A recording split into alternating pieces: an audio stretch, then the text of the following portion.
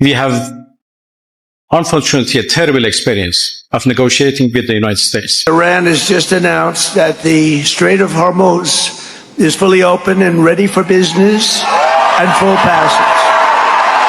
So we have no reason to trust Americans when it comes to negotiation.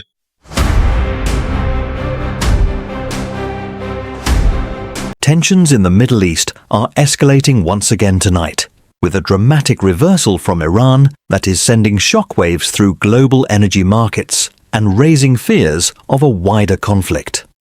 Iran has reimposed strict control over the strategically vital Strait of Hormuz, just hours after signaling it would reopen the waterway to global shipping.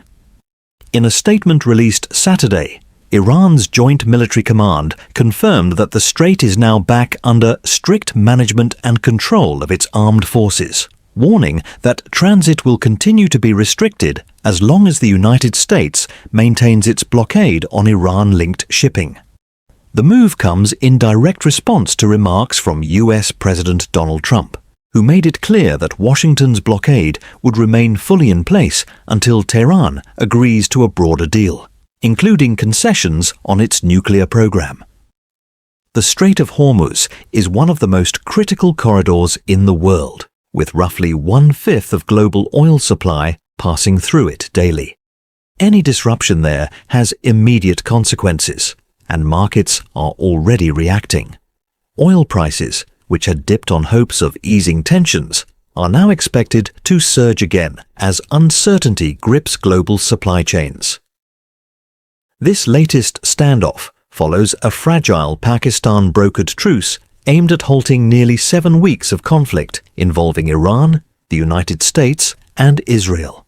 Iran had briefly reopened the strait after a ceasefire between Israel and the Iran-backed Hezbollah group in Lebanon, a key demand from Tehran during negotiations.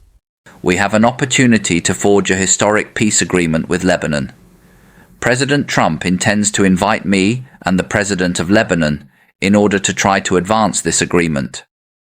However, Iranian officials now argue that Washington's continued blockade violates that agreement, warning that the waterway will not remain open under current conditions. In the meantime, and for as long as it takes, we will maintain this blockade, successful blockade. But if Iran chooses poorly, then they will have a blockade and bombs dropping on infrastructure, power, and energy. Meanwhile, shipping activity through the strait remains tightly controlled.